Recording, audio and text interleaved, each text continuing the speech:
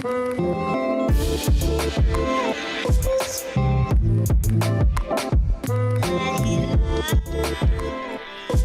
this is Sanyam Bhutani, and you're listening to Chai Time Data Science, a podcast for data science enthusiasts where I interview practitioners, researchers, and Kagglers about their journey, experience, and talk all things about data science.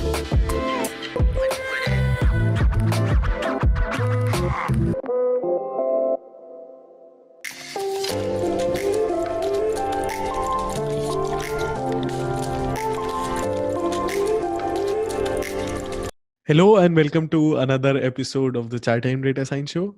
In this episode, I interviewed Dr. Russ Wolfinger, who's the Director of Scientific Discovery and Genomics at SAS, a department which he had started, and he leads the research and development of JMP and SAS software solutions in the domain of genomics and clinical trials.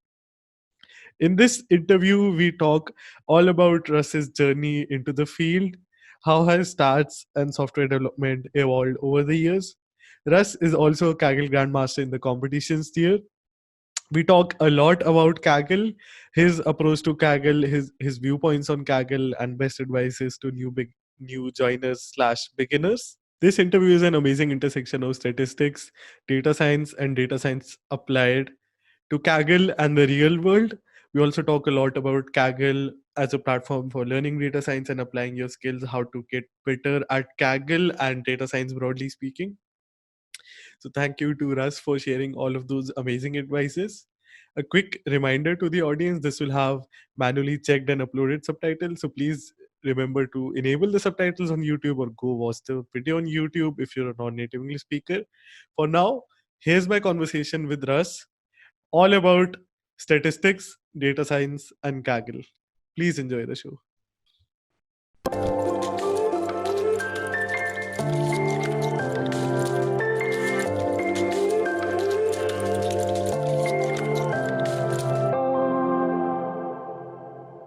Hi everyone, today I have the privilege on the show to have another statistician, one of the best alive today of the ranks, if I may say so, of Leland Wilkinson, who I've already had on the show, a data scientist, top Kaggler. These are not three different persons. This is the same person, Dr. Russ Wolfinger. Russ, thank you so much for joining me on the Chai Time Data Science podcast. Thanks a lot, Sanyam, and welcome from North Carolina here. I do need to apologize. I was helping my sister-in-law yesterday with a construction project, and I had this sticky glue-like substance still on my hands, so I didn't want to scare any viewers if they see something as I happen to make a gesture. I think you look great. And we can do some deep learning magic, hopefully. There we go. So I want to start by talking about how you got interested in data science. Today, you're the Director of Scientific Discovery and Genomics at SAS. If I may, you've been involved in the field for almost close to half a century now. Could you tell the listeners how you got started? Was what you studied during your university days now, is it data science? Because it was branded as stats during your days. Yeah, and I'm not quite to the half a century yet, but we're really in this amazing time, and I feel so fortunate and blessed to kind of be where I am. And I mean, my career path has been really simple and canonical. I pretty much went from kindergarten straight to the PhD, and then hired on here at SAS, and I've been here at SAS for 30 years. So that's maybe we could end the show right there if we wanted to. But over that time period, though, it's just been just a really amazing series of changes. And I feel fortunate throughout that whole path. I'm going to have a very loving home atmosphere with mom and dad who just did everything they could to encourage us. And I've got two wonderful sisters. We didn't have a lot growing up. I grew up in Ohio, north central part, but a great school system there that I went all the way through. And I had teachers that let me, I was pretty proficient in mathematics, and they allowed me to kind of go at my own pace, which was really awesome. And then I did an undergraduate degree in math at Liberty University, and then PhD in statistics at NC State. And the connection here at SAS really was somewhat serendipitous. I really did not know about SAS at all when I came to NC State. And it just turned out, my wife, we decided to go through graduate school together. She's a molecular biologist, PhD. And so we had a nice period there where we were going through grad school together. But I was 1 year ahead. And so I finished up early and I was like, well, I think I'll go get some computing experience. This place called SAS down the street looks pretty reasonable. And they hired me on, and it's just been an amazing ride ever since. Wow. Talking about your traditional route, if I may, why was it important to complete a PhD right after your bachelor's? Why did you go along the route of research during your days? I think for me, just because maybe in a way, I'm just so well suited to it. I always was like a good test taker. I like school. I like the classroom setting. I always asked a lot of questions. And again, just fortunately, I just always seemed to have really great teachers and professors. So it was really enjoyable to be around them and to learn from them. And so for me, it was a very easy choice. I get the feeling it's not as easy for, I'd say, most people. For me, it really was a very easy and natural path, and it seemed to make sense just to keep going. And again, I didn't, at each stage throughout there, I was able to pick up kind of new pieces. Like, for example, even coming out with a PhD, I didn't have a lot of strong computing experience. But then here's SAS, and then at the time, they're just an incredible company. They've been an incredible company to work for. In fact, I'm sitting at the studio that you see me in now is just one of our facilities, and a shout out to the studio guys here who are helping me record this. But just the kind of thing, we've just, over the years, the company's been extremely successful, growing. We've got an incredibly nice campus here. And so for me, it's just, in a way, I feel kind of lucky in a sense, just because, being born here in the United States, just kind of had this nice little path. I'm really not that far from home, and it just worked out nicely for me. So I do feel a sense of responsibility and want to try and give back and help folks around the world. And thankfully, with the internet now, the world is kind of shrinking, and we can conduct an interview like this halfway around the world. Pretty amazing. Yeah, for sure. I want to talk about your research. You did your PhD in statistics. Could you tell us more about your research, and how was it like studying during those days? Because now I would shamefully cheat with my smartphone under my desk. How did you pick up your concepts during your days? Yeah, you're right. The internet was just getting going. This was, my PhD years were the late 1980s. And I do remember in my apartment, my little small apartment near campus, I was able to connect online, and we literally had, I think it was 320 baud. So you could literally see the characters coming across the screen. So it was just after that. I didn't have to do anything on punch cards, thankfully. I wasn't that early, but just right after that. And then I was so excited where I'd have a little data set, and I could submit some SAS code to this. We had a central computing center called the TUCC, Triangle University's Computing Center, and I was able to submit jobs to that, kind of like an early AWS at the time, but only running at 320 baud. But I was able to submit a little piece of code and get some results back. But my dissertation was actually all theory. Statisticians, we often like to study properties of estimates as the sample size grows to infinity. We call it, asymptotic theory. And the two main theorems that we have are like the laws of large numbers and then the central limit theorem. And I was able, for a certain class of models, I was able to derive some rules for bounding the rates. So kind of there's kind of bounding rules that you want to do to help as data grow larger. It kind of gives you some rules of thumb for how many parameters you'd want to use based on the number of observations that you have. All theory. I don't think it's ever really been used much. In fact, this was my only kind of poor experience with publishing. I wrote up all my dissertation in a couple of papers and submitted it. And unfortunately, I drew what I consider a fairly adversarial referee who sat on the papers for a year and a half. We heard zero. And this guy was stalling. He wouldn't reply. And I'm speculating maybe he must have been friends with the editor or something. And they kind of sat on the papers for a long time. And the crazy thing is, by that time, I had already hired on at SAS. I'd learned other areas of statistics and published other papers. So by the time I got the reports back, I was like, this isn't even worth it at the time. And I'd kind of moved on. But beyond that, it's been, I do, even though despite some of the problems with the peer review publication process, I do think overall it's a great way to disseminate, knowledge gains and research that people are doing. Although I must confess, I also like the computer science model of, say, submitting to conferences. That's another nice way, I think, and of course, archive now and things like that. Are ways to get around if you do. So anyone out there, trying to publish, don't be discouraged if you happen to draw some bad referees for one reason or another. That the process is somewhat subjective, I'd say. That's great advice. Talking about knowledge, I think you're still an active learner, one of the best on Kaggle. What's your favorite observation of the change of learning methods over the years? And maybe one like and one dislike towards how we learn has evolved over your career. Yeah, that's a good question. And I realize even though I would consider myself a pretty good book learner or classical classroom style learning.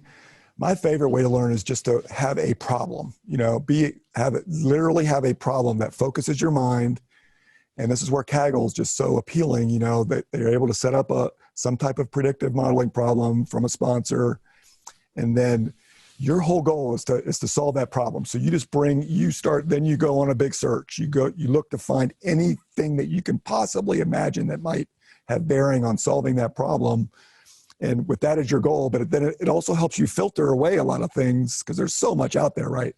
Yeah. It's overwhelming, the amount of material that's out there. But with a problem focus, you can see a certain amount of theory, although it might be interesting. You're like, that's not going to help me right now. I'll make a note that it's there, but I'll let it go. But now here's something, it's like, oh, I see immediately how I can use that. And man, if you do that, several times over, I feel like you actually, your knowledge kind of grows like organically in almost a tree form and then you once you've used the method and applied it to a problem, you've often have it for life. So I'm really big on kind of the problem focused approach to learning, and problem solving, I think, is just maybe at the heart of what we do. And for me anyway, that's just, just my observations of others, I think that's a fairly appealing way to learn. I think the other thing that internet has imposed on us is the imposter syndrome. Beginners like me really get scared of, maybe this Kaggle competition is not enough for me. Maybe this problem is completely out of my reach. How do you think people like us should approach any problem? For example, a new Kaggle competition where we have 3,000 people and hundreds of grandmasters going on the competition.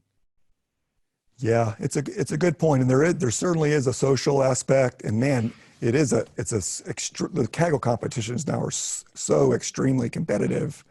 In a way, you have to have a dose of humility about where you're at, and if you are a relative newcomer, and I went through it myself though, because my first Kaggle competition, I was a fairly fresh PhD in statistics. I went in, I'm just like, I'm gonna win this thing, no problem. These bunch of joker data science guys, and I just kind of got my tail kicked. I tried everything I could think of, did horribly, and I believe a lot of the top Kagglers have gone through an experience like this early on, and then you just have to suck it up and say, okay, let's reassess here, eat some crow, be humble about it, reflect on what happened, and then. Man, Kaggle is just a gold mine of knowledge in terms of and most top winners or top performers are often very gracious in sharing their solutions. And that's just an incredible way, maybe that's all. And then think about the problem solving method I mentioned before. You just pour your heart and soul into a problem and you still can't solve it very well. Maybe you don't finish so well in a Kaggle competition, but then man, go look at what the winners did.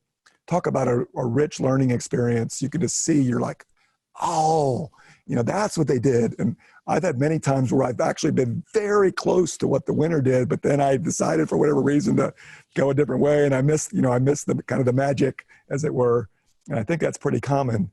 And the other thing is just to be realistic about Kaggle. We're talking, if you sort the scores, often they're separated down to third or fourth decimal place, so the true difference between finishing 50th and finishing 250th is likely negligible. So you shouldn't put your whole personal value on your Kaggle ranking. But the upside also is the leaderboard, as you said, doesn't lie at all. People from anywhere can join for free, compete, and maybe even walk away with the prize.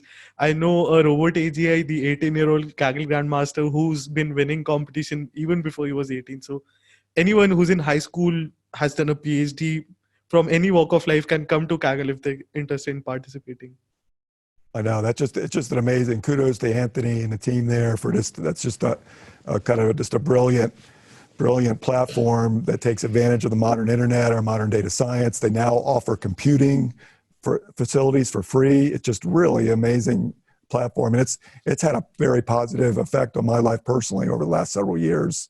I feel like I'm almost kind of back in school again, just learning and having a lot of fun. And I do think that a really interesting aspect to it is it tend to appeal to males more than females. And I'm still not quite sure why. I think maybe men tend to be a little more competitive, as it were, or just generally speaking. And maybe we're just so naive and so cheap that we love to see our name on the leaderboard, or someone else jumps at us like, oh, I gotta get ahead of that guy. So I think women tend to be much more sensible and view that kind of action, the motivations, as a little bit silly. But I'd also drop a few honorable mentions, maybe after the interview, to women Kagglers, also the ones that are there also are in the top of the leaderboard when they get down to competing. I know you should definitely try to interview some of them, because there are brilliant women data scientists out there. I know here at SAS, I'd say it's roughly 50-50. And to me, I love having a colleague that almost just thinks in orthogonal directions from what I do, because then you can really make progress on problems where each of us are kind of limited by what we know and the techniques that we have. And it's easy to get kind of stuck in a little intellectual cul-de-sac, as it were. And a colleague with a different background and perspective can often just pull you out of that and set you on your way in achieving better performance. Yeah. So we discussed about Kaggle. Kaggle is really the home of data science. I don't think we need to debate that. Many people join it to maybe get a taste of data science or become a good data scientist, maybe a good applied data scientist. Why did you join Kaggle? Why did you started competing on Kaggle? Yeah. I actually so I've spent my career in working here in professional software development, and I work in the JUMP division of SAS, JMP, which is a nice point and click interface for handling mostly tabular data.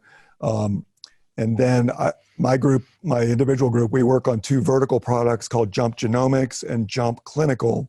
Okay. And we had just recently finished with JUMP Genomics, has a predictive modeling framework within it, with nice cross-validation methods and things like that. We just kind of wrapped up a redesign of that, and we were looking for problems to try it on.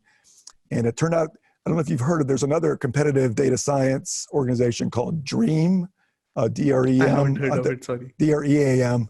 I think IBM is involved closely with them, and Sage Bionetworks. They put on competitions mostly focused on science.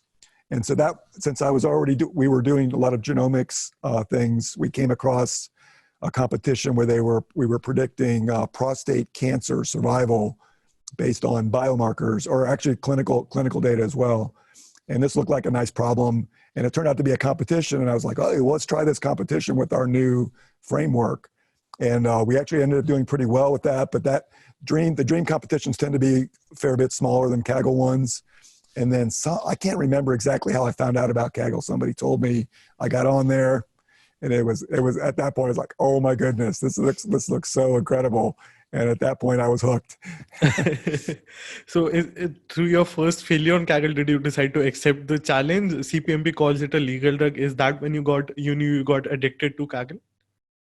Yeah, well, and for me, again, maybe this was a bit of a fortunate timing. This was right when XGBoost was coming onto the scene. And, Anthony, in your interview with him, mentioned there's kind of this transition period where for a while random forests were dominating a lot of the data science competitions. But then when XGBoost came out, and there was a GBM module in there in between, where it was clearly starting to offer performance and competitive gains. And that's what, so I did, like I mentioned, you know, I had that first humbling experience. I looked back and I went to look at the winners, and I believe the top 5 people all used XGBoost. And I was like, what, you know, okay, what is this? I didn't even know about it. I was using a lot of classical statistical methods, regression, and, you know, various techniques that I was aware of. And I was familiar with basic decision trees, but these boosted trees seem to offer a little bit more in terms of functionality. And so my very next competition, I'm like, okay, I'm gonna try XGBoost on this one. And I didn't even realize, but I ended up getting I think I got a solo gold in my second Kaggle competition. It was the Rossman one. And I remember that competition. I was just amazed at how well XGBoost worked. You know, I had a lot of servers running with different cross-validation schemes. I was doing some feature engineering, trying to really make sure my model was going to generalize. And man, I think maybe that was a defining moment, because I think on the public leaderboard, I was like 35th, you know, right. And then when the private was revealed, I jumped to 4th. And I was like, oh, that was I literally jumped out of my chair when I saw that happening. My wife was like, what's going on in there? You know? And I was like, come look at that. So it was real, you know, I think maybe that was a bit of one of my Kaggle defining moments. And then after that, it was just like, oh, okay, I'm going crazy now. You definitely hold a record rate in meddling. I'll mention the figures for the audience. I think it's one of the best on Kaggle. You've had 42% top 10 finishes, 61% gold medals, and 85% rate of winning a medal on entered competitions, not on any other competition. What's your secret? Is it your stat background? Is there any other secret that led to this? Yeah, and thank you for doing it. I've never tried to compute those ratios. There are a couple duds in there, so realistically, it might even be better. But maybe it's somewhat my personal mindset where I tend to be pretty focused. So I only ever do one competition at a time. And when I commit to it, I mean, this is kind of a philosophy of my whole life. Usually when I commit, you know, when I get interested in something, I want to do it really well. And I'm willing just to do everything, you know, just pour my heart and soul into it, do background research, try to remove other distractions that are preventing me, and, you know, just dive as deep as I possibly can on a certain problem. And I think for something like Kaggle, that helps, where, you know, I'm not a new competition might come out. I'm like, nope, I'm not even going to look at it. You know, I'm just going to stay focused on what I'm doing. And I think that likely gives me maybe a little bit of an edge over maybe the typical Kaggler that just likes to jump around and try different things. Or maybe I know there's only a few guys I'm aware of that can really do multiple competitions well. And I don't think I'm one of them. I'm just too kind of single-minded, I feel, to pull that off. And so I guess that's probably where it comes from to a certain degree. And I am inspired. Like there are certain competitors, I've noticed several from Japan, say, and then a few others around the world who they just seem to have this mindset where they don't even submit that often, right? They maybe do one or two to get a benchmark, and then you don't hear from them. But man, there they are at the private leaderboard, right up there, you know, because they've been, you know, they don't get caught up in the leaderboard drama and, you know, trying to see their name in lights early on. They tend not to overfit. Yeah. And you can tend to do better then in the end. I feel like those are pretty general principles that most people can work off of. I'm sure winning competitions takes a lot of focus. There's a lot of talent and skill as well, but like you mentioned, it's a lot of focus for you, focusing on one single competition. What competitions do you usually like to enter? We'll shortly talk about your recent gold finish, but what competitions grab your attention and which ones do you like to participate in? Well, you know, with the statistics background, and naturally the tabular ones are the most natural ones to me. That's when I just think of data. That's what I tend to think of as a nice table of numbers. So those are always a consideration. And I was fortunate. I was thinking back to my graduate school days at NC State, and I was actually surrounded by some of the best applied time series statisticians in the world at that time. Sastry Pantula, Peter Bloomfield. My PhD advisor, Ron Gallant, was a really well-known econometrician. We had Dave Dickey he's got a famous statistical test for unit roots. These guys are just my professors, you know, but I realized looking back, And for example, Professor Pantula's class, I mean, literally one semester course, I had a book's worth of notes. I mean, Wow. he killed us, but he was an expert in kind of all the classic ARIMA models and things like that. And we understood those things inside and out. And then Peter Bloomfield was an expert on the frequency domain side. So we immediately would do a Fourier transform and learn all the beauties of working in the frequency domain. So I feel very comfortable with time series. And even though the amazing thing to me is how well the boosted tree methods work on time series, which intuitively you wouldn't think that would be true because trees tend to they tend to interpolate and shrink the various cells.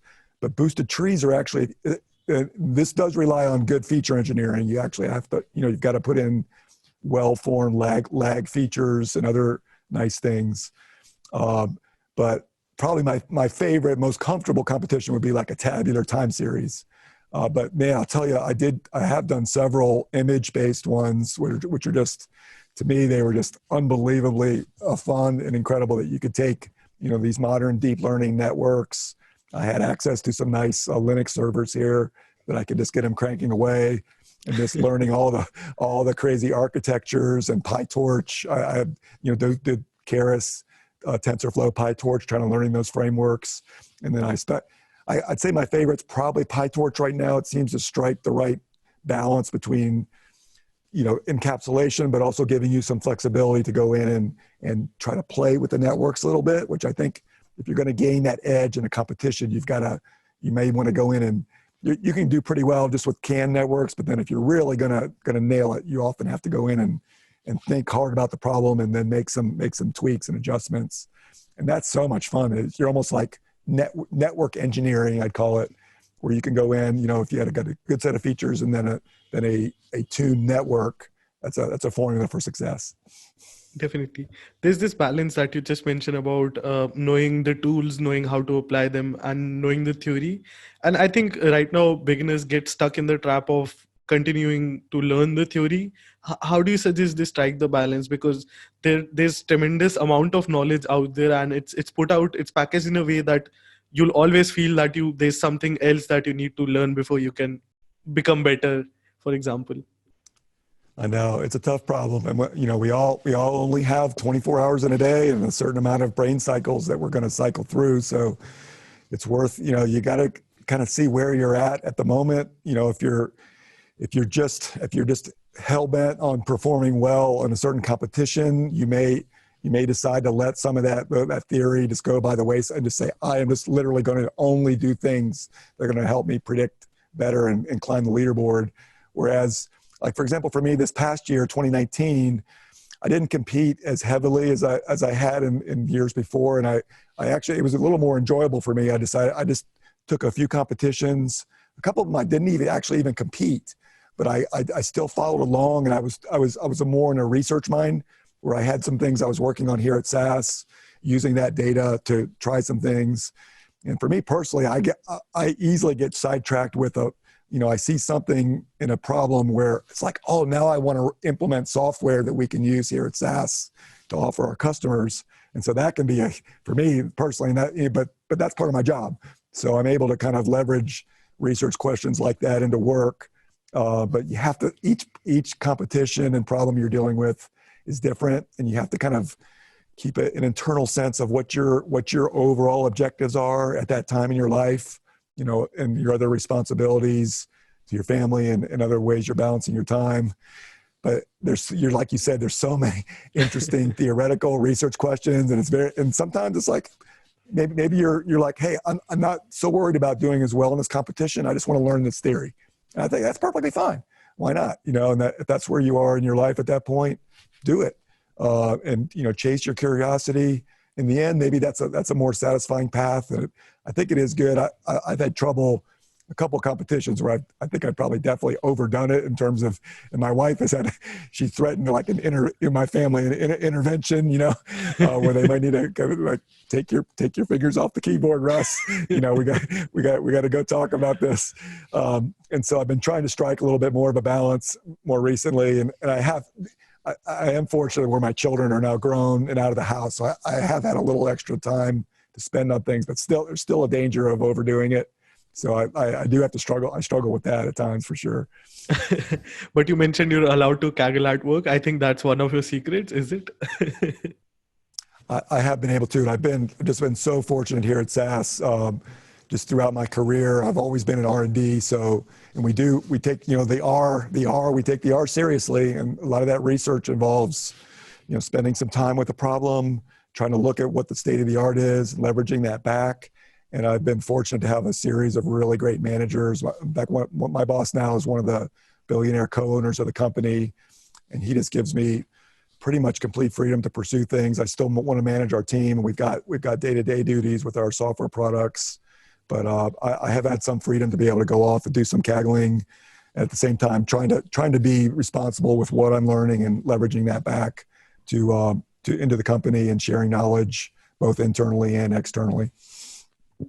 You just mentioned, I like to call this the on Kaggle versus off Kaggle data science journey. Do you have any examples of how what you learned on Kaggle impact your off Kaggle data science work? Did you have any takeaways from any competition that heavily impacted your professional life outside of Kaggle? Well, for me, it's easy for me because I'm working at a professional software company. So, literally all the state-of-the-art techniques that I learn on Kaggle have immediate bearing on things we're doing here at SAS. And we offer we have a nice suite of data science tools. We've been re-engineering a lot of things to work in the cloud. And so we have some really, and this is across the company. My little group in Jump, I've got certain things that I'm really interested in. For example, Jump is a mouse-based product, and I think there's actually still a lot of room for improvement with, let's say you get a brand new tabular data set from Kaggle. Where do you start? And, Anthony was mentioning we don't want anyone to start with a blinking cursor. My view is maybe you don't even want to start in a Python notebook. Maybe it's better. My view is, and actually my secret weapon for Kaggle competitions, I open that table up in Jump and I can do some and within 10 minutes, I can get a very clear sense of what's going on with the data, some problems, outliers, already ideas churning for feature engineering.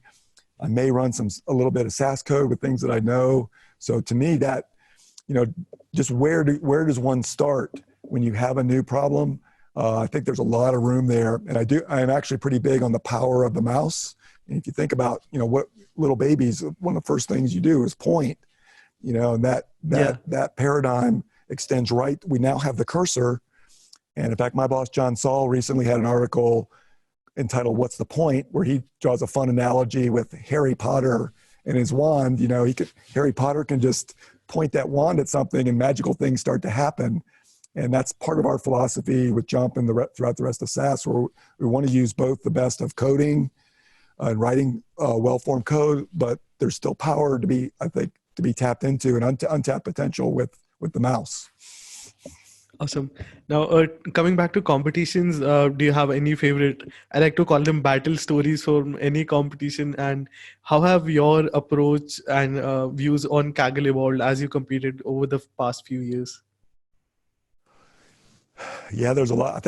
I've really enjoyed just every competition I've been in. I guess a lot of the joy comes with teaming. And I tend to I've had just marvelous teammates, tend to be small teams. And you just get to meet, one of my good friends that I've met through Kaggle is to meet Dmitro Poplavsky. He's like a quiet genius guy. You see him on the street, you wouldn't even notice, but this guy is unbelievably good with Python coding, image competitions. And I think maybe the first one we teamed on was the fisheries competition, where we had the pictures of the fish from up above, and you had to look at an images of fish and predict what kind it was for tuna and other types of fish. And we teamed on that, and we just had such a fun time, exchanging ideas and going back and forth. And then occasionally with deadlines approaching, you're scrambling to try to get your last model to fit. And I've had a couple of cases where I've literally made my final submission just like maybe 1 minute before the deadline. So it generates a lot of excitement. And of course, there's always excitement when the private leaderboard is revealed. So that kind of thing. I think just overall, just just being fun. And we, Dimitro and I and another good friend who I haven't got to meet in person, but a great guy, Jonathan, we teamed up on the Zillow competition. And that was a lot of fun where we were engineering features, trying things. And I get that when I get around here, I got everybody asking me how much their house is worth now. And I'm like, well, just go to Zillow. I think their algorithms improved as a result of the Kaggle, the two competitions that they ran. Okay. You're one of the best statisticians, if I may, on earth. Why do you continue to Kaggle still today? Oh, well, I don't know if I consider myself one. There still are kind of these two cultures going on, and I've been trying to kind of bridge between the two, or at least travel. And being at a commercial software company is a little bit of an unusual career path for a statistician, but still is a very vibrant, active statistical community with we've got some very brilliant theoreticians, and there's some really nice battles going on now over topics like p-values and the classic battle between Bayesian and frequentist statistics. There's a broader discussions around reproducibility, where in the science literature, there's a lot of controversies around reports that don't reproduce. And so a lot of that, some of the heat from that is focused back onto the statistical methods that are used. And I love, and I do a lot of background reading on some of the foundations. I haven't contributed a lot personally, but I at least try to keep up with what's going on and try to come up with sensible perspectives on that we can work into the software. And occasionally I'll give a talk or maybe a higher level paper trying to share those. But some of these are really deep, some even deeper philosophical questions about, what is probability? Is it a subjective degree of belief? Is it describing real world phenomena? There's several other theories around it, and a lot of these questions are still kind of open and interesting to pursue. And I feel a lot of data scientists are like, statisticians are just concerned with stuff that doesn't really matter that much. But I don't really share that. I think there's a lot of deeper questions in the interface between. And I personally tend to think of statistics and data science still as somewhat separate. There's a lot of intersecting that going on now. But at least I know from the statistical community that they don't view themselves as data scientists. They may, to a certain degree, they may feel threatened or even jealous sometimes, because I do think data scientists, it's a likely much larger crowd now. Data scientists tend to be much better at selling things, even terminology. Something like you want to learn about dark knowledge and deep learning, whereas a statistician is going to be like, what's the asymptotic theory of a Mann-Whitney U statistic? I think some of that's personality things, but in a way, it's all good. And we're just in this wonderful time now where not just statistics and computer science, but domain expertise, people from the physics community, social science. We're all kind of converging on this collection of techniques, and sometimes it goes by the term AI, or big data learning. A lot of buzzwords floating around, but in the end, we're trying to solve these really interesting problems, and we've got all the pieces now. Computing, we got the data, the big data, we've got the theory, we've got techniques. So it's just a wonderful time to be working through these and solving interesting problems.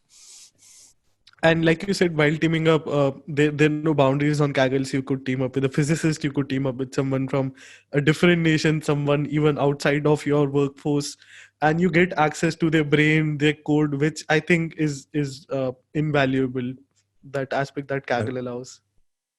I know, and there's that. I love this principle. Almost every Kaggle competition, you need to build an ensemble typically to get that little extra edge. So there's power and diversity, and I love the analogy with humans. When you're building a team, to me, you're often better to have a diverse team instead of if I were going to team with someone, I don't want another PhD in applied statistics that went in, that kind of had a similar path to me. I want someone totally, coming at it from a totally different angle, and that's where you can often make progress. And it's the same principle with ensembling.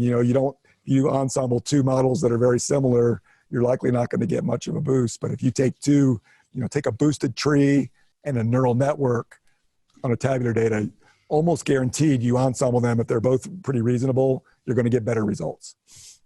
What advice do you have, or what tips do you have for beginners who would like to team up? And what's your strategy for teaming up on Kaggle?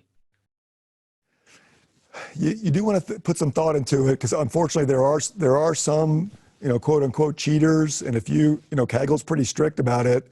Yeah. If you team up with someone that's broken the rules, you're going to get disqualified along with them. And that, fortunately, that's never happened with me, but it has happened with several of my friends. So you got to be careful. And I don't know. I mean, it sounds crazy. I guess everyone does this, but if I got someone that I don't know, I'll try to do my own little background check. Maybe they got a Facebook page or a LinkedIn page, check them out. What's their background? Try to get some sense of where they're coming from, just to make sure that you've got a good teammate. And then there's kind of also that unwritten rule where you tend to want to team with someone that's roughly the same place as you on the leaderboard. Yeah. And so that's not always the best. And obviously, if you can team up with another Grandmaster, that's often a really good experience. And a lot of GMs are very open to doing that. And there's some very sharp Kagglers who they don't have the points yet, but they're probably in a way they're likely better than anyone that's kind of a quote unquote Grandmaster. So those are the folks, if you can find them. And I think that there's a lot of these quiet geniuses out there like Dimitro. And if you can find one, I'd team up with them in a heartbeat. Okay. Now, talking about competitions, how do you approach a new problem, and what pipeline? Maybe it might be a general one or specific to any competition. If you could tell us what pipeline do you use while working on a competition? Yeah, pipeline. To me, and maybe I'm naive about this, but to me, the very obvious first thing is, what kind of data is it? And I tend to definitely make the initial big distinction between tabular data and then image data versus, maybe if you want to have a third category, maybe signal or audio processing, and then natural language. I tend to view those as quite distinct domains that would have their own pipelines. And then some of the competitions, you've got multiple types of data, so you have to kind of have multiple pipelines feeding in. And again, I'm most comfortable with tabular data. My secret trick for tabular data: just open it up and jump and start playing around. That's not and we don't really promote jump as a data science tool, but man, it's so much fun and easy, and it's very satisfying to quickly get in there and see what's going on with the data set. Now with image data, there's no substitute for looking at the data. Just literally take a look at some of the images and maybe have ways of scrolling through a lot of them quickly, trying to see what kind of variety you've got, maybe compute some summary statistics on each image. And then you can maybe if you can convert the image or NLP data into statistics, now you're back into the tabular domain, then you can load those into Jump. And again, I hope that doesn't come across too well, but Jump or any kind of facility like that where you can quickly take a look at the data and do things like distribution, scatter plots, maybe run some quick regressions, try a couple quick models just to see what's going on, that kind of thing.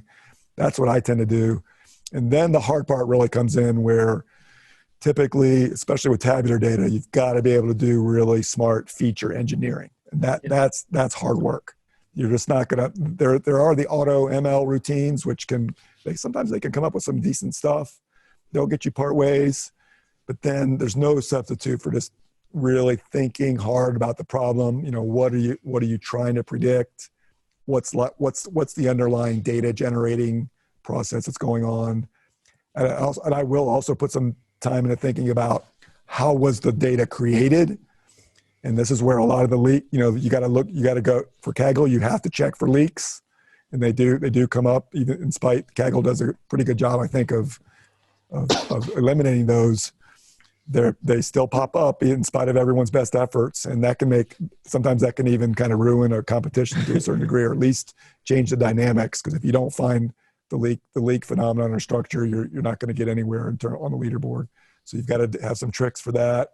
There's kind of this whole bag of tricks that over time you start to develop and work on. And so I don't know. That's probably about as clear of a pipeline. I don't have any real strict one. It's more, just get in there. There's no substitute for a lot of people, I think, just want to quickly just start fitting a neural network, and they don't even look at the data. Yeah. And so you can get sideswiped by outliers and other weird aspects of the data if you just try to naively jump directly into modeling. It's called data science for a good reason. That's right. It is, and that's where the science comes in. You kind of have the mind of a scientist, inquisitive, and then of course you do have to set up. You're always in the back of your mind coming up with some kind of scheme for validation and cross validation, because you do not want to rely on the Kaggle public leaderboard as your only source of assessing models and techniques. That's a recipe for disappointment for sure. So you've got to come up with a good internal cross validation framework, and there, the basic place to start would be k-fold. But then if it's time series, typically you want to forecast into the future. So there you might just do a single set into the future. It's often a good way, or maybe several different schemes is often a good thing. Not just rely on one cross validation scheme, but have several that you can do, just depending on how big the data are and how much time you have. I also want to ask you this naive question, maybe base it on terms of your recent gold finish on the NFL Big Data Bowl competition. But what does it take to win a gold medal in a competition? What decision making or efforts for anyone who's aspiring to become a grandmaster someday? Yeah, and I think that probably is getting that solo gold competition. That's probably maybe one of the most difficult things with Kaggle. I happen to get lucky, like I said. I think I was early, and the problem is it's getting tougher and tougher all the time, right? Because there's more sharper people on there. I think you got to be smart about which competition you choose. Try if your goal is to get a solo gold. First thing is you got to filter those competitions and make sure it's one where you feel like you can come up with an edge somewhere, and it might or at least be able to learn during the competition where you can get there. And then it also should be, maybe if it happens to be a domain where you have some extra external expertise, that can be very valuable. There have been certain competitions, like for example, there was one on physics and chemistry recently. If you've got that kind of background, that's a natural one to go for, because these understanding of the underlying problem can really be helpful in engineering features. And then just it often comes down to feature and network engineering, and so you just have to. And sometimes I will try, like literally, try to sense if you're getting stuck in a rut, and be willing, almost in a sense, to back completely up and almost start over or go in a new direction. Because I think all of us just the problem can be intriguing enough that maybe you're making slow progress on a certain path, but then you inevitably are going to hit a wall and just not be able to get any further. And if you can somehow just kind of like reboot, and almost try to go, just start from a different point and go. And the beauty of that is you haven't lost anything, and you can often come up with a second model that you can then ensemble, and then boom, you've just leveraged your way up. So it's almost like, if you're going to go solo, but you want to become a little bit schizophrenic, and make up your own team within your own mind and have different models. That's the way I would tend to approach it. Awesome. But I'd also say that for anyone, please don't be misled by just becoming a grandmaster. Even if you're close to that, or even if you're producing good models, I think that's a great takeaway for applying it to real data science. That's right. And you do want to keep it in, becoming a Kaggle Grandmaster, it's a nice honor, but it's not the be all end all.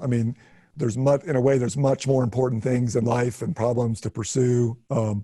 And so it's if you can keep it in balance, I do think if you stick with it, it will happen. You just kind of just be steady. Don't freak out. And there's definitely going to be a lot of disappointments along the way, but just stick to your guns. Learn every competition is a chance to learn and get better. And then at some moment, I think right now there's enough rich variety of competitions where I do think it's achievable.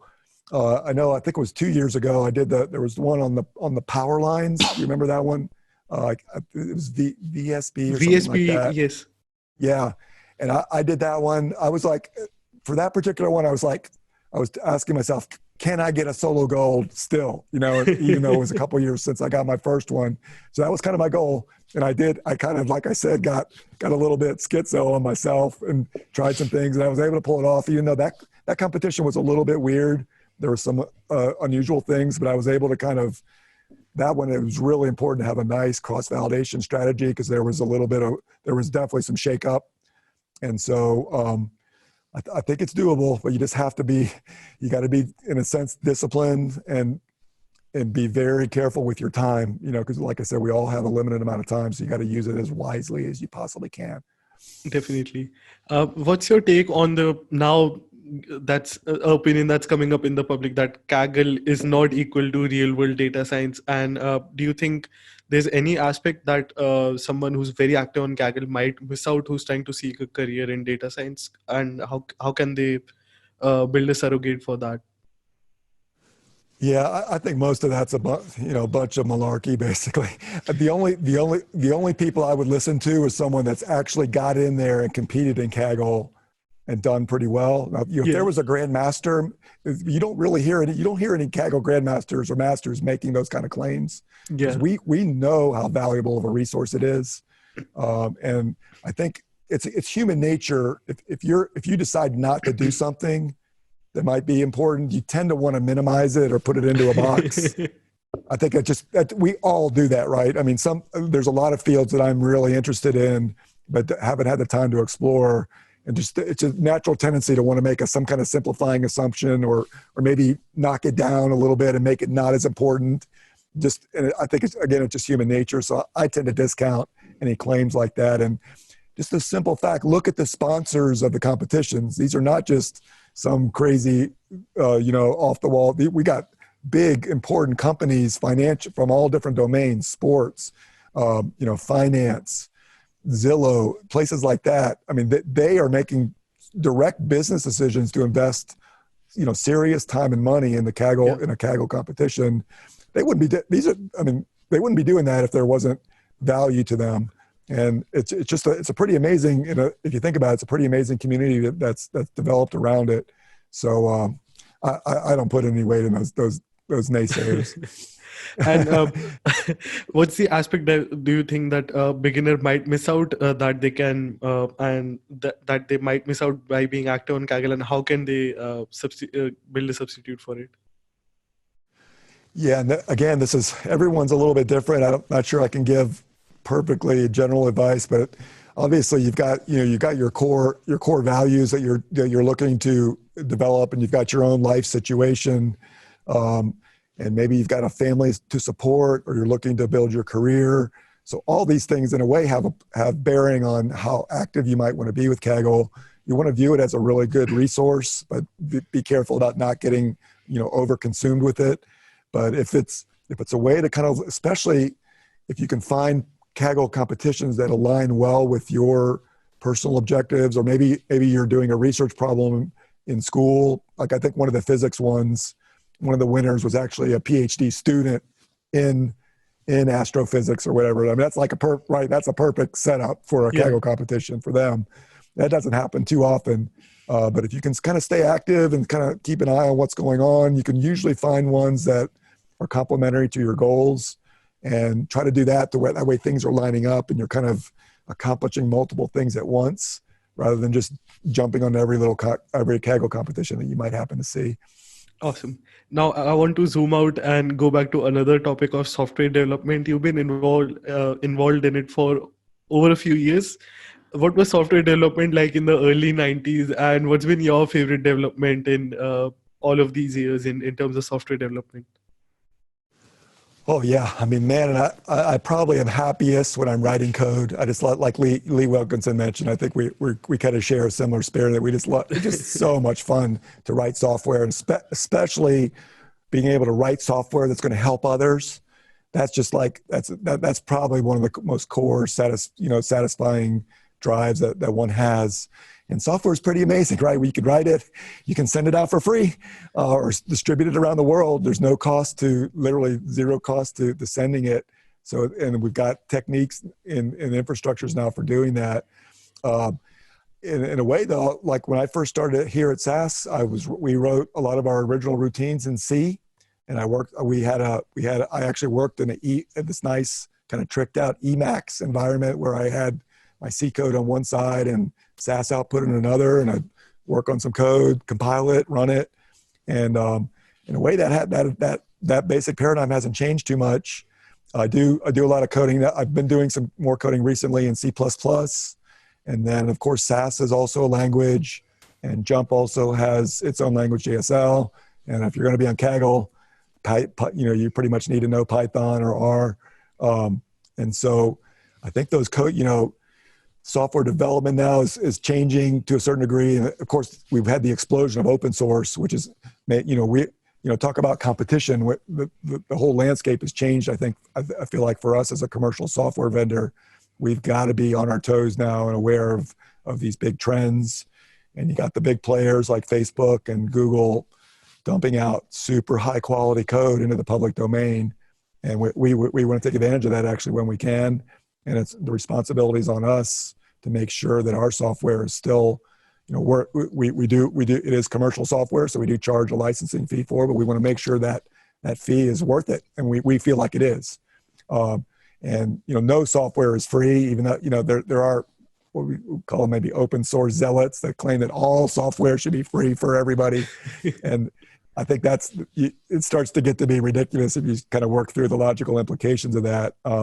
We've been fortunate, relatively worldwide, overall fairly prosperous worldwide economy and big companies that are able to fund nice, huge open source initiatives. So there's kind of this interesting cycle of feedback between commercial companies and the open source community. I think it benefits everybody if we can do it correctly.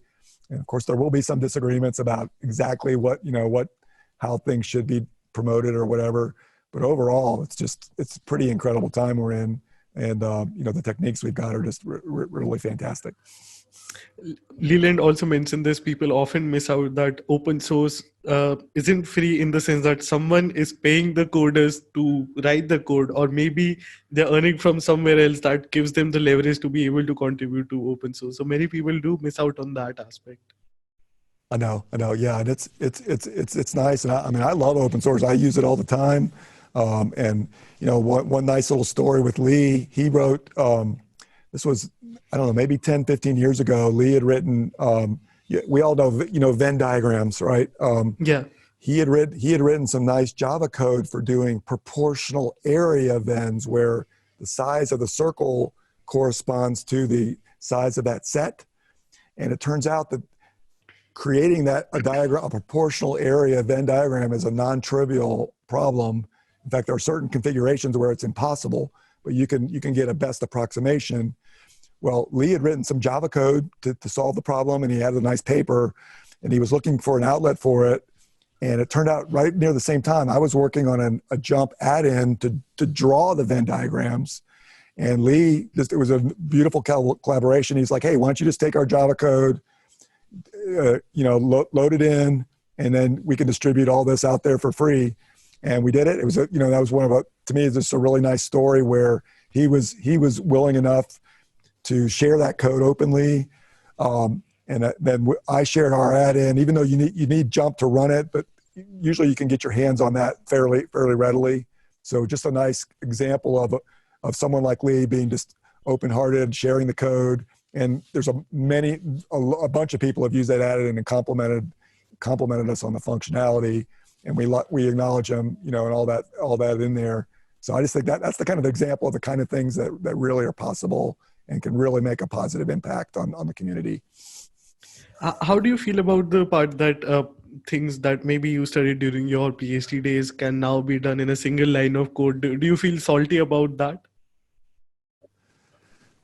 Well, you can always write a function around and make it reduce anything to one line, right? So I don't know if that does any good. I mean, we have made progress certainly in the way we think about data analysis, and there's still big problems about how do you approach a problem, what are the most important aspects, what other things can go away. And I don't know that, counting lines of code can get a little bit off balance if that's your only metric. But certainly the real question is what's like a language like Python, what's the proper scope for functions? Yeah. How much should a good Python function do for you? How much should it require you to set up around it? That's difficult. But I do feel like Python seems to have struck a nice chord with the community now, and it's been pretty amazing to see its popularity rise. I mean, R's also got really strong tradition all the way back to Bell Labs and some really incredibly intelligent statisticians and other related folks who had the original S language, and it kind of morphed into R. And it's got its own paradigm too, with many interesting factors. In SAS, we've actually, the SAS language actually was you hear about online learning, with data kind of streaming in. That's actually the design of the SAS data step back in the 1970s, which a lot of people don't even realize. And I kind of have taken it for granted, but you kind of look at it, it's like, oh, so there are things that we've learned that are they get reinvented in other terms. So it's fun to see that happen. And it tends to validate concepts that get reinvented tend to be strong ones that we want to pay attention to. And even though they may go under different languages or have slightly different variations, they tend to be the things that advance the field. Okay, now talking about another field that you have been involved over the years, what has been your favorite development in stats, and how have you seen the hype change over the years for statistics? Yeah, I don't know. We're in this weird time now, like I said, and I think statisticians are feeling, they're like, man, they're kind of giving. I think for many years they didn't really respect, if I could use that, it's kind of a strong word, but they kind of just felt like the data scientists they were doing silly things. They were building these big predictive models. But now I think there's mutual respect that's been developed and increased. And like some of our most brilliant statisticians, like the guys from the Stanford department, Tip Shirani and Hasty, Brad Efron, those guys I think they were the original pioneers of kind of building this bridge between the two communities. And even things like boosted trees, we've got Leo Bryman and Jerome Friedman who kind of came up with the original theory. But then it took the University of Washington group to kind of finally get it all coded in a nice open source framework that exploded. So we get these things happening. But for me personally, I still feel like there's some tensions there, which I'd like to over time maybe try to alleviate. And I don't mind kind of living in between the two worlds, because I feel like it's a rich area for research, and there's a lot of really intriguing problems that come up. And you got to admit, the data science community is a lot of fun. We're on some Slack channels and stuff, and mixing it up with some silliness. So I mean, that's the kind of thing that makes life and day-to-day life a lot of really enjoyable. And there's those kind of things in the stat world as well. I mean, statisticians, we do tend to be very geeky and nerdy and stuff too. Probably maybe not quite as much or we tend to be more so than the data science guys. So, but I guess geeks are going to take over the world, eventually anyway. So why not? Talking about life more generally, you're also a Brazilian jiu-jitsu expert. How do you find the time and balance for all of these amazing things that you're active across? Oh yeah. Thanks for bringing that up. I actually haven't been training in BJJ for several years now, and I'm pretty much out of shape and fat. But no, I take that back. I'm in a bulking phase right now. But I really, there's actually, and I've always been I've done different sports and competed in different things like BJJ over the years. And I find I love competition. That's actually kind of one of the attractive things for Kaggle. It's kind of a different form, but the BJJ world is really amazing. Just some of the best guys I think I've ever met. Not to mention those are the guys you want with you if you're walking through a city street somewhere. But there's a lot of parallels with learning BJJ. It's a pretty amazing art where I don't think for people that aren't familiar, it involves no striking, and it's also designed for a weaker, smaller opponent to be able to handle someone bigger and stronger. And to me, those are really appealing aspects. I'm not interested in punching somebody really, nor do I've got a lot invested right here. Don't want to get punched.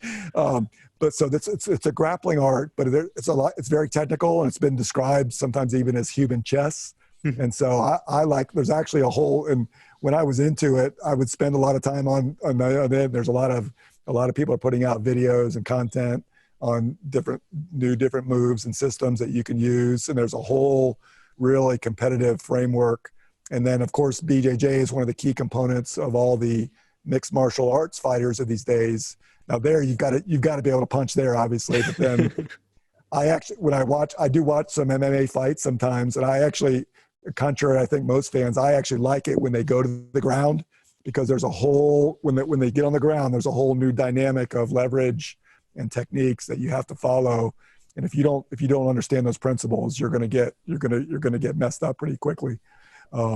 But I do like, and I do still follow it a little bit. And I've got, in my basement, I've got a mat. I'll go down there and do some drills a little bit myself. And maybe one of these days I'll get back into it. But there's a really nice BJJ community here in the Raleigh area, and some of the best guys I've ever met.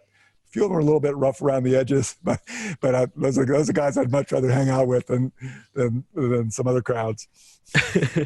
I think it's also analogous to being competitive. Anywhere, if you're down on the ground and you start just throwing your fists around, that's not going to help you as much as keeping you calm and putting in technique. And this applies even outside of just professional fights, I think. I know. Think about it. Like, when something goes poorly on your Kaggle competition, you just tend to flail around and do stupid things where Control it, delete, reset. I know. So there's all these really interesting parallels amongst human competition. And this applies, not only we're talking about data science competition, sports, but we're talking in the business world, and even more importantly, maybe even across the political world, where we've got really difficult conflicts and issues, where I think, being level-headed and learning how to do the data science well can, who knows? I mean, a data scientist, I feel like as data scientists, we may be holding some of the strongest keys to the future, and be in a very strong and important position of responsibility.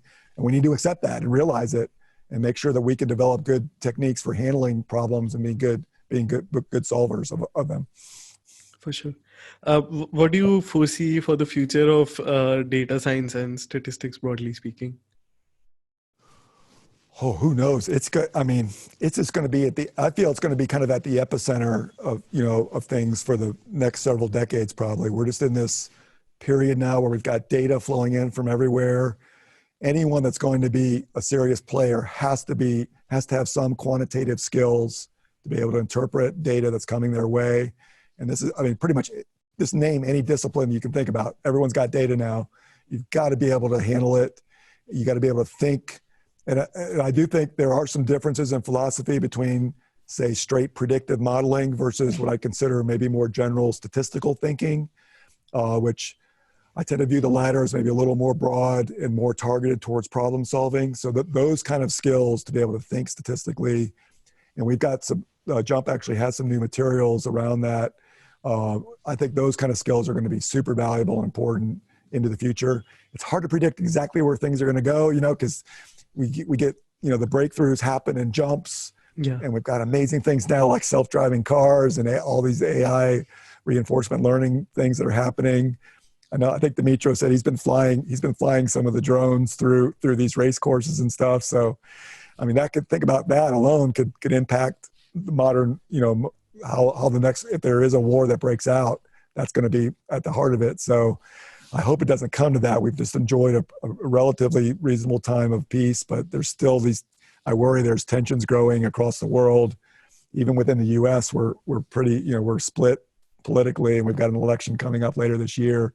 So I hope we can be sensible about it and move forward.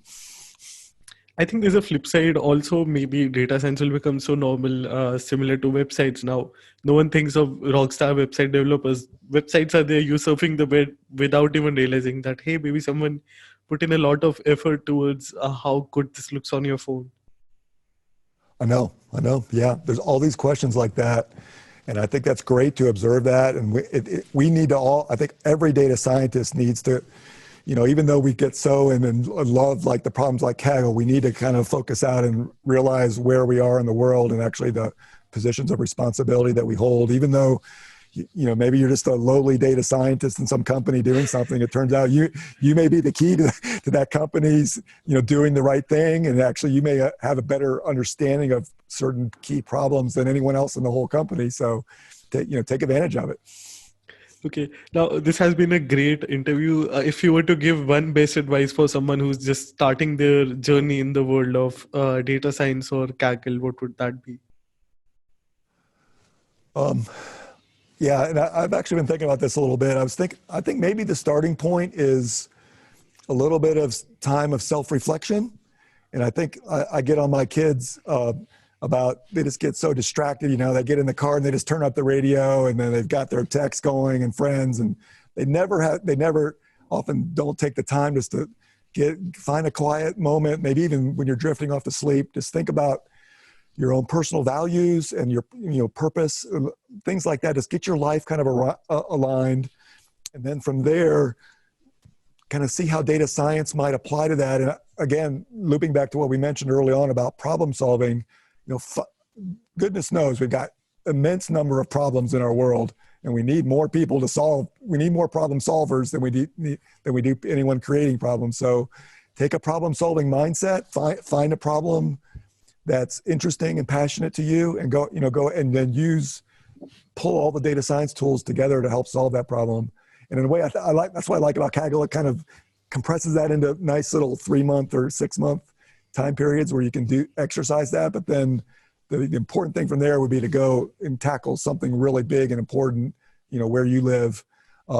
Which reminds me, if you don't mind, I wanted to ask you, Sanyam, I was interested. I saw on Kaggle, I think they did some demographic statistics in the typical Kaggler was like I think a 26-year-old Indian male. And I guess you're a little bit younger than that maybe, but I was curious, what do you see, and maybe you would be willing to comment, what do you see the future of data science being like in India, and what's the scene like there now?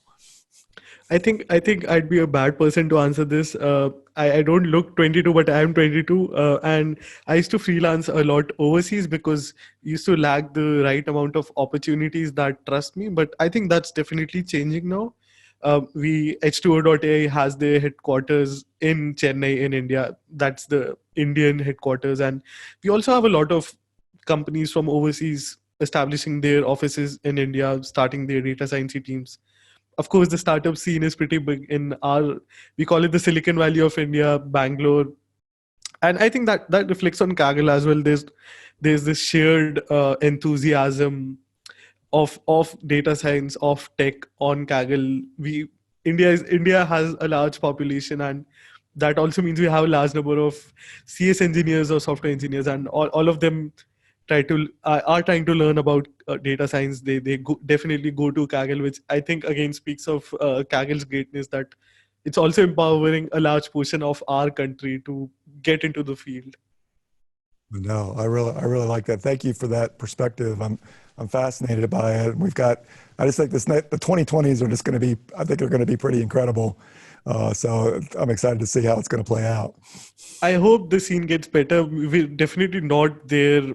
I think we're much behind the States, for example, compared to the number of opportunities. But I think I personally try to contribute a lot to the community. And I say this not to brag, but to maybe inspire other people to start communities, try to talk to your friends in the Silicon Valley, bring their culture back to India. That's what I'll be doing next when visiting the Valley, attending as many meetups, trying to bring back that culture just because I'm fortunate enough to be able to afford that. So I hope that changes in the future, and I think it will. Thank you. Yeah, and thank you for putting on this podcast. I think it is a real service to the community, and best wishes for future success with it. Thanks so much. Thanks so much for saying yes, and thank you so much for joining me on the podcast. Thank you, Sanyam. Yeah.